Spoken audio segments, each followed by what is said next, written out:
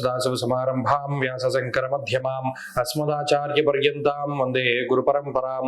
జ్యోతిష్ శాస్త్రాన్ని భావితరాల వారికి ప్రసాదించిన ఋషుల యొక్క పాదపద్మాలకి నమస్కారం చేసుకుంటూ, అలాగే నాకు ఈ జ్యోతిష విద్యను నేర్పిన గురువర్యులు జ్యోతిష బ్రహ్మ కీర్తిశేషులు శ్రీ ఈరంకి సూర్యనారాయణమూర్తి గారు, సూర్య శ్రీ దైవజ్ఞ గారి యొక్క పాదపద్మాలకి నమస్కారం చేసుకుంటూ, ఓం శ్రీ మహాగణాధిపతి నమః, శ్రీ గురుభ్యో నమః, హరి ఓం. వీక్షకులందరికీ నమస్కారం. మకర రాశి వారికి ఈ వారం మిశ్రమమైనటువంటి గ్రహస్థితి గోచరిస్తూ ఉన్నది. ప్రత్యేకించి గ్రహణ గోచారము ఏదైతే ఉన్నదో ఈ గ్రహణ గోచారము మామూలు గోచారం కన్నా కొంత ఇబ్బంది పెడుతూ ఉన్నది. అష్టమ స్థానమందు కేతుగ్రస్త చంద్రగ్రహణం ఏర్పడినటువంటి కారణం చేత.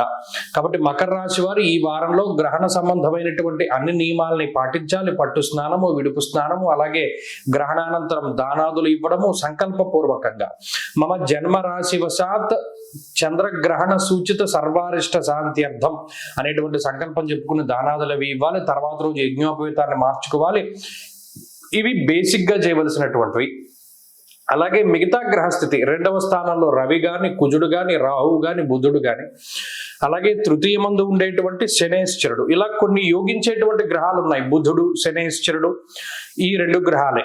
కాబట్టి అనుకూలించే గ్రహాల యొక్క సంఖ్య తక్కువగా మారిపోతున్నప్పుడు కొంచెం జాగ్రత్త పడడం చెప్పదగినటువంటి సూచన. ప్రత్యేకించి ఈ వారంలో ప్రయాణాలు చేసేటప్పుడు జాగ్రత్తగా ఉండండి.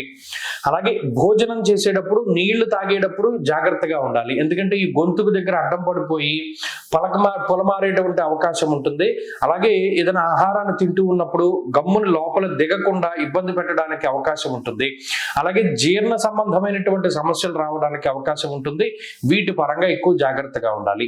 అలాగే కలుషితమైనటువంటి నీరు త్రాగడం వల్ల కానీ, లేదా నీటి వల్ల నడుస్తూ ఉన్నప్పుడు నీటిలో కాలేసి జారుతూ ఉండడం, ఇలా నీరు కనబడినటువంటి ప్రాంతంలో అలా కూడా జాగ్రత్తగా ఉండాలి.